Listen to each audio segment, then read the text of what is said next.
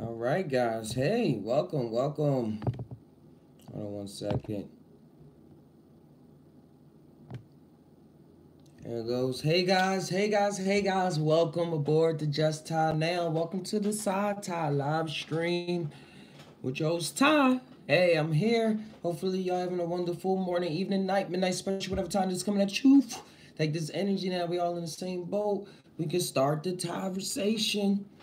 And hey guys, man, before any of this podcast, this live stream does not promote the use of illegal or legal drugs. What you do with your body is what you do with your body. This is for educational purposes and just exploring ideas. Ideas. That's what this is about. I'm not telling you to go out and recreate any of these events. Do not try this at home. But I'm just live. I'm just live right now. I'm just here with the Psy Tai live stream. Just seeing what comes up. Don't really got no plan. But it's an awesome day. And I just really wanted to connect with whoever joined in the chat and here or now in the future, which is still now, which is still the present. But y'all know that, man. It just ties when you combine your mind with your heart, connect those two circles. Or if you keep going, connect your liver, your spleen, your stomach, all of that. Let whatever come out, just come out. All your organs got the emotions. Just a lot of reminders. I say a lot of things. I repeat a lot of things over and over just to like not solidify it because anything solid is not truth. Just to start the conversation, get to break apart, loosen up some molds so they can then be reshaped and remolded into what the viewer wants it to be. Like I'm here to break molds as well, not just coax and relax and things and coax people happiness and feelings. Like I'm here to also provoke people to want to deal with the inner darkness, the inner workings of their life. That's probably not even as dark as to put the term dark on it, but just huge problems that just has to be dealt with. So it's real. It's real out here, and so real. I'm just eating an apple. Thank you. But yeah, I have been thinking a lot. Well, I'm always tired a lot, but something that I guess been pressing on my mind is exploration. Exploration into the actual hyper. Hey, what's going on? What's going on, Brad? What's up? I'm just hopping on here. I'm just freestyling this right now. I forgot that mirror was right there. That mirror in here.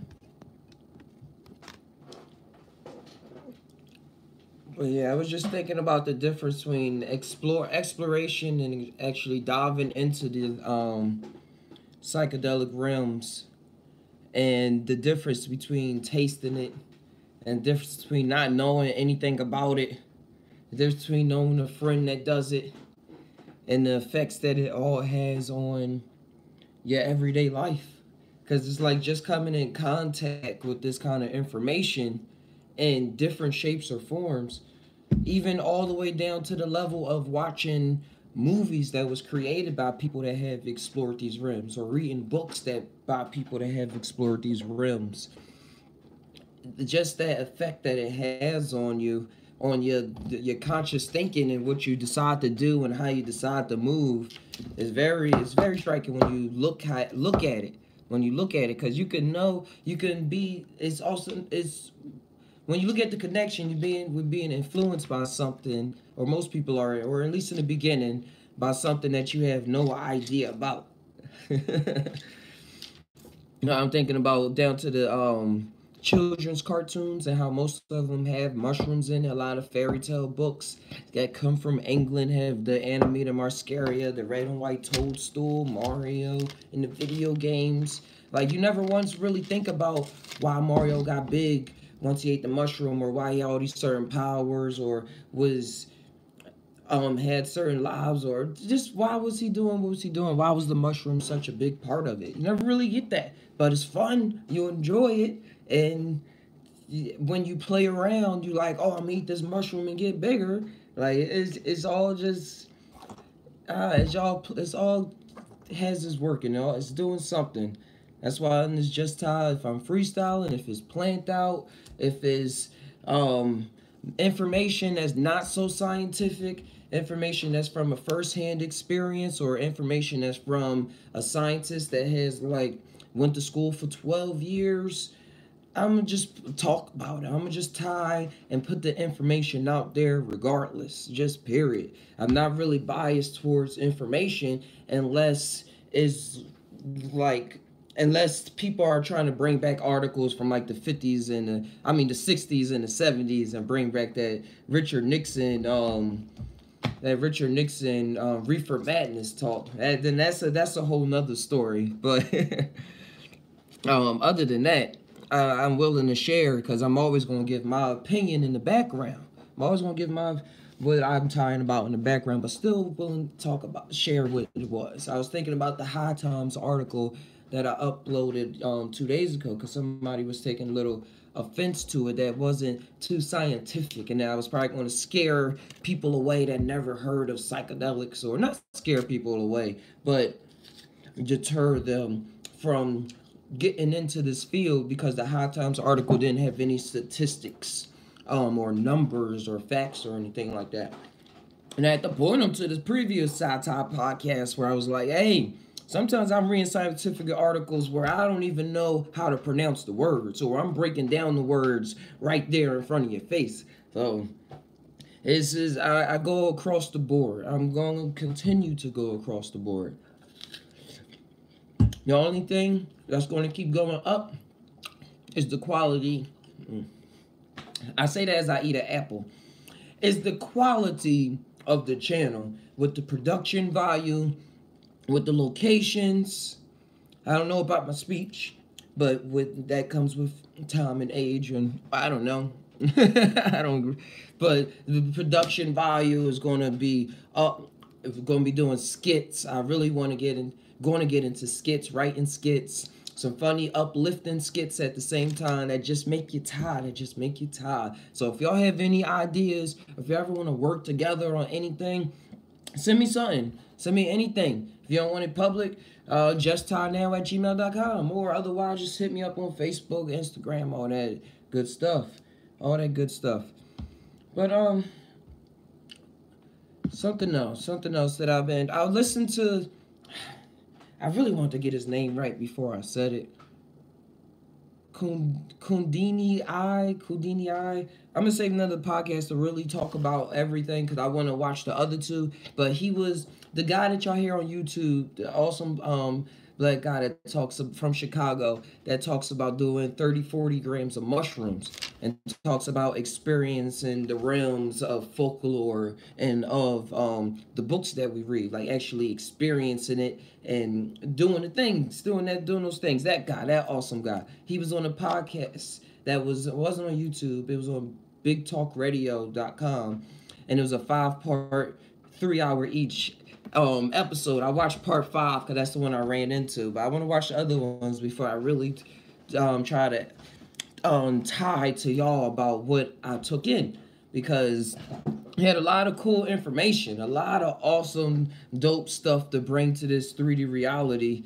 As much worse, because he's a scholar. He's a whole scholar at heart. He read thousands of books and traveled around the world, and he has his own library and things like that. And it's so awesome that he's still willing to share with the public, because I think a lot of people that have reached certain levels and experience a lot of these things, a lot of these extra dimensional travels and meeting entities and or elemental spirits, or whatever realm, however you want to put it, they don't really want to talk about it because how the public views them, or just it's just not worth it, or I don't know, or they put it out in a cartoon. Or animation, or they're artists and they do sculptures and things like that. Man, they're out there. They're out there. Just Ty. But he it's awesome that I keep calling him Kundalini. Kundini. I'm calling him Kundini. I think it's Kundini. Yeah, it's Kundini. He was talking about, Well, I wrote like notes just so that I can remember everything that he was really going into. But yeah, he traveled around. But he's a real explorer, and that's why I started this with the little tidbit. I was saying the difference between the difference of exploration and how much it really affects your life here. Because the deeper you go, the more you get rid of a lot of hoopla, spiritual woo-woo that you hear a lot, and that sometimes you may hear escape from my lips.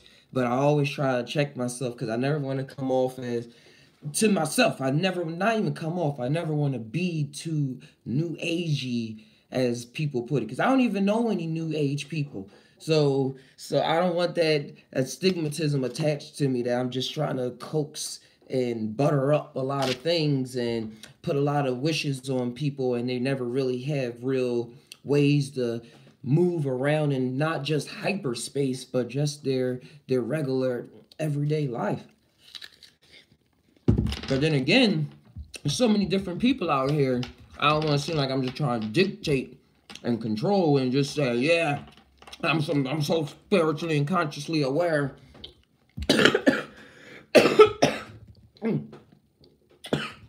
Obviously, I'm not with this coffee. Choked on the apple skin. God, I'm tearing. Look at these tears. But I don't ever want to come off as so spiritually consciously aware. It's like say, oh, I know what you should be doing with your life. If you need to listen to this, or else you fucking up. And I never ever want to come across as that. I really just be tying in. Sometimes I don't be wanting to talk about ways to help people. Like I want to just talk about fun things. But it just comes up to me like that. It just comes up like, oh yeah, well, this thought just passed through my mind just to let you know, or this is something that I do and it's just coming to me now. And it's like, oh yeah, I see you go through something similar. That just happens to pop up in my life so often. And I think it's just how we feel creates this reality. And that's why I'm so into astrology and becoming an astronomer. Because it was actually in my natal chart that I probably was going to be into astronomy, or that I'll be good in astronomy like things. And also that Sagittarius, if you even just look this up on your own, look it up on Google, they're known for putting meaning and reasonings behind every little tiny itsy bitsy witsy litty thing. Like even me saying means something to me. That means I faded out of this existence, went from language to not being able to say what's all in my head, but still feeling it. Yeah, y'all, it goes deep with me. It goes deep. But a cool thing about Houdini is that a lot of things he was talking about his explorations and about what we see in his world and about what he saw in his explorations in hyperspace dimensional travel. Hey, good morning. Is a lot that I always had in my imagination. So much that I always had in my imagination already. And that's why they say the imagination is the vehicle. It's a vehicle because when you use it, you are exploring those realms. You're just not getting the definite picture, the definite experience, so it can come with a lot of whoopla in between, because that's just the way that the universe works. Just the way that the universe works. And that's why they say when you go in the realms, you shedding the veil, like more veils. And that's why you get those other people that try to convert it to English and say, oh, we're assimilation inside of assimilation, simulation inside of simulation inside of simulation. But even that is just words that we just use, like simulation. That deals with technology and computers and stuff. But that's not how the world works. We're not trapped in somebody's motherboard. It's something so totally way far out there than we can even imagine right now. Unless you've been there and you can kind of draw it. But then that's still based off your imagination. But when it comes to how he said, what I mean by my imagination is how he was saying it's beings out there that create universes. And they take classes on creating universes. So like they would say, oh, you move this number around and this planet starts to move like this. Like simulation experiments. and but it's real life to them. Well, it's the beings in there actually exist like how we exist, how we seem to exist on this level, so to speak. But he was saying how in those realms there's people, it's different, whatever you want to call it, aliens, creatures, entities, whatever, that go to have different classes to create different types of universes and different planets and things like that, and then they advance. And that's it was I had similar thoughts when I was on when I downloaded this awesome app for my computer. I'm gonna try to make some videos off of it once I get my computer back in order. But it's a universe simulator where you can change little factors in the orbits, and it's like one of the most precise simulators for a computer you can get without going to like a scientific research center or something like that. Like, it was really groundbreaking when it came out, and they keep putting updates. Like, you can run simulators. Like, what if this solar system like ours, that's based like ours off the 8-9 planets, shouts to Pluto. What if it had 2 suns? Or what if it had a blue sun, like the bigger ones, or a red giant? Or what happens when the sun explodes? Like, you could actually run that simulation and see what's going to happen to the planets. What happens if comets run? What happens if you like tilt this and make this orbit go a little faster? What happens if you collide these planets together?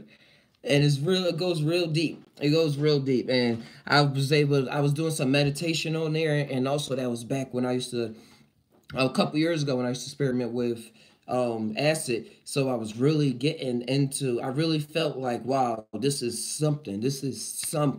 And also when I was reading the second book of A Wrinkle in Time, called A Wind in the Door, I believe, or a Swiftly Shift. I was one of the, whatever one is the second one. Dang, I just lost everything. Hold on.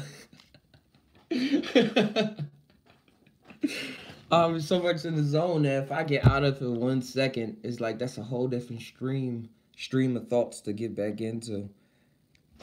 God damn. But oh, creating the universes. Yes, in the second book of A Wrinkle in Time. If you read it, look up the summary. I talk about this all the time. Meg goes into Charles Wallace's DNA, and she's joined by some being that's called a cherubim in Christianity. The thing calls itself a cherubim as well, and also this little mouse creature. But they're sent on this journey that Meg is also sent on by. I keep having Oprah in my head because of Wrinkle in Time movie. That's Oprah played the witch. But the witch was like a galactic intelligence that materialized to look like Oprah in the movie, or the witch in the book sends Meg into Charles Wallace's DNA in order to fight off the bad bacteria or something that was trying to attack his mitochondria, and it was called the Fernandale. But the other beings, the cherubim and the mouse, they were sent from other places in the universe, or from other universe, and they were so surprised by how little Meg knew about how the universe actually worked and how things worked. But they understood where she was because they was there before. Hey, what's going on, Brandon? What's going on? Hey, yes, I got the iPad back. But we back with the live stories and sharing thoughts and starting the conversation. So yeah, I'm glad you're able to tap in and come in while we still live. But yeah, Meg is able to go into the DNA with these other creatures, and they sent from other universes, just recapping for myself, and they all go on this journey, and they tell Meg, like, I've named multiple stars. The cherubim was saying this. I named multiple constellations. Like, that's what job was, as a namer. And they were saying Meg's job was a namer. And that was to give things existence because they was being overshadowed by the darkness. So her job overall was to give it name. Like, this is who you are. Know who you are. Overall, like, that's the dramaticism of it. But the point I'm trying to stick to at least, I don't know what I'm trying to get to, is that they were they were sent from their own missions by their own so-called masters or their own life path to join in Meg, this human being that doesn't know this much, to save the universe by saving Charles Wallace's DNA. But like I said, they had experiences of naming stars and already creating, being on the verge of creating universes. One of them was like, yeah, I created many stars, and I've been able to name many stars, but I'm on the verge of creating galaxies and things like that. But I have to go on this mission right now with y'all three in order so I can go up, or as I say, just level up. That's just how it is in my brain. How to level up. Play a lot of video games. So I believe it really is something true. It is something true. It is in my mind. That's how it is. That's how it is. I remember it was a video. Well, not video. What am I talking about? Because the video in my head. But it was a form when I was really. I'm always looking deep. But when I was really first looking into dimethyltryptamine and DMT and stories. And DMT stories and things like that. It was this guy I was reading on Reddit. He was saying how back in the past he was going, or fairly recent, I don't remember how the story went, but he was going, taking DMT, and every time he went, it started as a child though, he was seeing little orbs in the parks and stuff all the time. He had experiences of childhood, but when he take DMT, he was taken to a classroom where he was shown how to manipulate energy, and it was a classroom with other people, and it was like moving their hands like how you see in kung fu movies or animation when they say go like this and focus to have a white ball form in the center of your solar pollex and stuff like that. He was saying it was literally a room where they were, every time he went back, it was more lessons on top of lessons. He would actually fail a lot of the lessons, and then like he would keep going back and have to repeat them and things. And it's wild because a lot of people say that DMT trips every trip is different and things like that. So this was a real interesting story because the stories were connected. It was like a continuous story, and it wasn't just in one day. Like sometimes people are able to get back into their trip if they take it like 20 minutes after they come down from they blast, or immediately after they come down from they blast or whatever. But this was like weeks spread out, and he was going on these missions, and it's just wild. That's wild. It's just wild because he's really getting.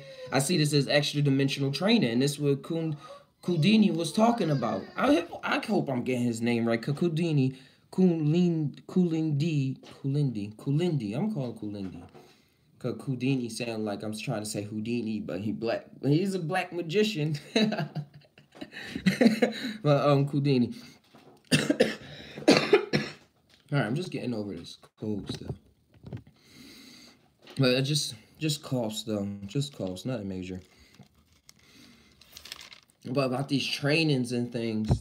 Also, if you check out, I don't know what it's called. It was a Psy Tai live stream I did by the park. It was this anime that I marathoned. I was watching it on a microdose before on Netflix called Magical Little Witch Academia. And it's this human girl that witnessed a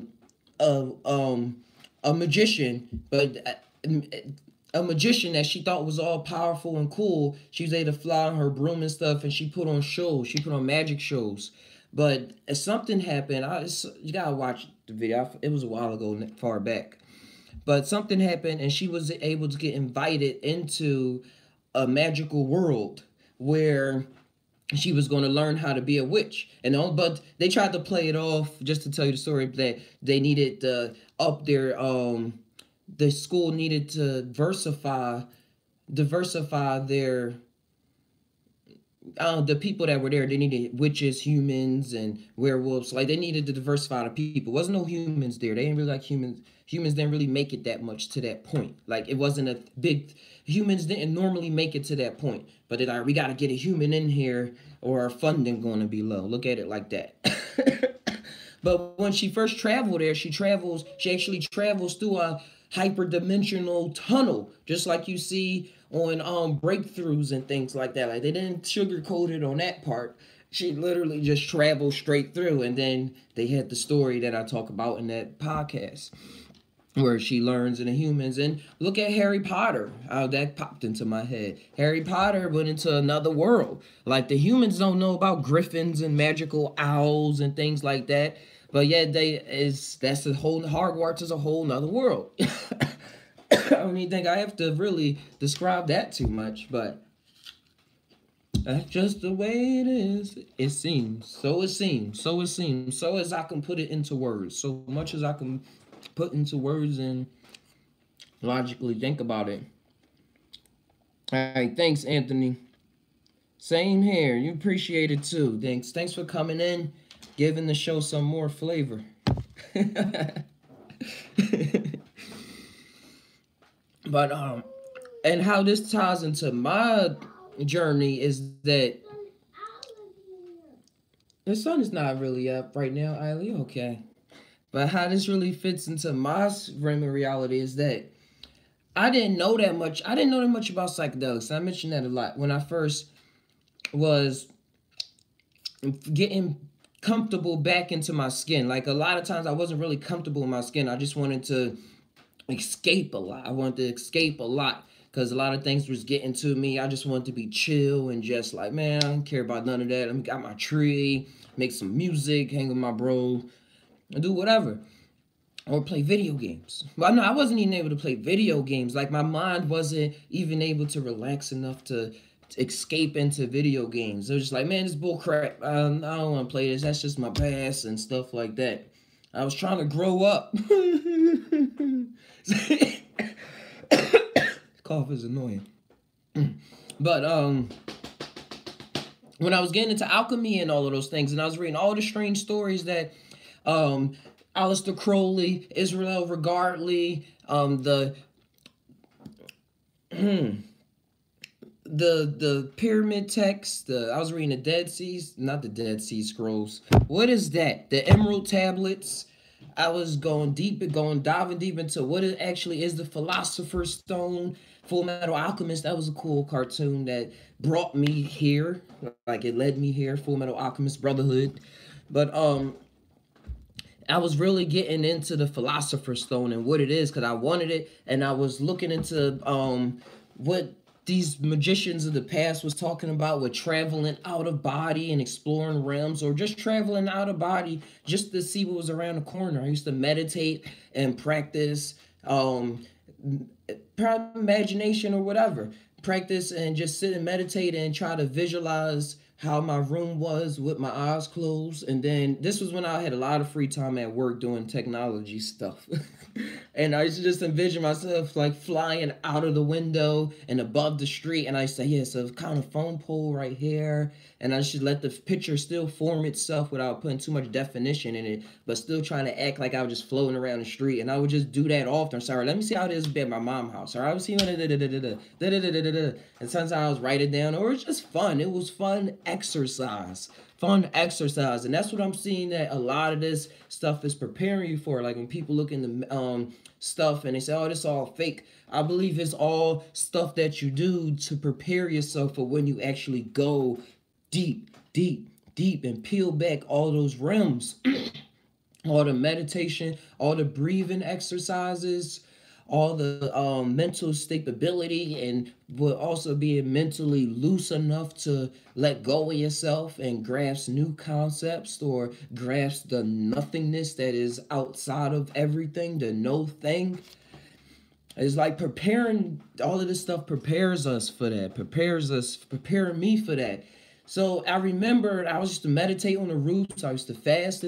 I was like, I have a ritual. I'm seeing the use of having a ritual to go with your day. And not just, I'm not saying lighting candles and doing all this other stuff, but having something that you do every day that you know is bringing out the best of you to keep you connected with yourself and also stay connected with this world. And connected with this world. Just think about that. But I remember saying, having a thought come to my head, like saying, it's something that is the next step. It's something that is like going to take me to the next level. Like, I just felt like it was a key or something. Like, I look at it as a key. Something that was going to unlock my mind or bring me, to make me realize realized something that I didn't realize, or that I was realized but not fully realizing it. And that's exactly what psychedelics did when I first took it. And that's when I first heard it. I was like, yo, this is it. This is it. And I was like telling people, I say, yo, I think this mushroom or something, whatever. I don't even know what I was really saying around then. But I was like saying, I think that this is like the next step, like the next initiation. I was like, yo, this is probably what they take to initiate at like these different ceremonies in the past and some in the future and things like that. And I just had this all in my head. Like, it wasn't nobody that told me this or anything. It was just all something that I imagined in my head to be true, to be most true in my room of reality. And it wasn't making no sense to anybody else around me. The stuff I was saying, period, wasn't making that much sense to people around me unless I explained it. And then it was like, yeah. So when I started talking about mushrooms and entheogens and what comes off to people as just drugs, it's like, what are you talking about? But it's a deeper mystery. It's the mystery of mysteries. It's wild because you can study all the Greek things, but something Kulin D has said when the Greeks came to Kemet, Egypt, for other people, folks, they had said to Caesar and all of them that y'all are babes because y'all know nothing really of the true mysteries. Y'all are babes. Y'all really know nothing. Did I quote this? Yeah, I'm still up the lights are hurting my eyes. Okay. Some lights are on, Sorry about that, guys. off, but the lights are still hurting my eyes. All right. Just lay down for a bit. You can get up in the bed. Take your time. Yes, this is live, uncaught. Just time. But yes, all this is leading up to deeper mysteries of mysteries of mysteries. And I'm 27 right now, and I've been really diving into this for like the past 5 years now. 5 years. So who know? It's like I have a not too much of going at it, and not too much I'm never gonna go at it. It's like it is what it is. What's gonna come my way is something that I manifested anyway for myself. So the journey is on. The journey is on from here on out. And for that have been out there, share your story. Let me know some tips and tricks, as humans like to say. Or how it is, or just stay tuned for the shows.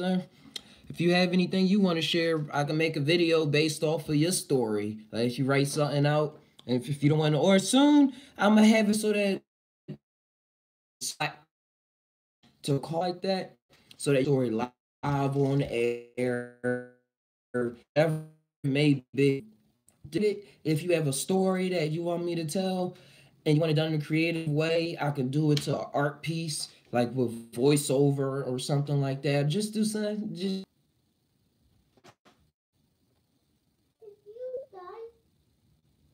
you know. All right, it's back live. There we go. That was random. Another cool thing, if I can, I'm just going down this list of things he was talking. If I really want to go into that, I really want to do some research so I can do a full linear. Hey, they trying to shut me down. I ain't even moved the tablet, and now the internet is just like trying to say that. But if it does it one more time, I'm gonna just start another live stream and come back in like later in the day. But while I'm still here, he was talking about movie actors and how they get their roles and how it's really one continuous role in the subconscious field, if you want to just use those words, is one continuous role in the subconscious field. And so he was mentioning how did the Black Widow get all those powers to fight all those aliens alongside of the Avengers, when she doesn't, all she did was train in Russia and things like that. And he was talking about how in Lucy she got her powers. And then it's another movie before for that we're gonna really look into. But like I said, I really want to look up the movie so that I can know, so I can talk about what I really want to talk about. Cause you don't know, y'all know what's in my head. It's just good. I want to track Will Smith movies and see how that all lines up. But yeah, guys, that's what I got today. I think I'm gonna sign out right now. Thanks for tuning in. Please like, share, subscribe to this video. This has been Ty saying, before that, if y'all got any questions before I leave about anything, then that would be cool. But if not, then I'm gonna prepare for the next video, get some experience in. Hold up. Wait.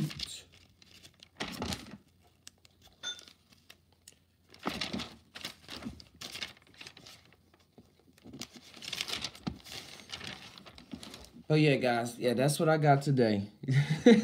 Well, for right now. Yeah, I'll see you later, bro. Have a nice one at work. But yeah, I'm gonna say that again. I'm gonna say we all tie.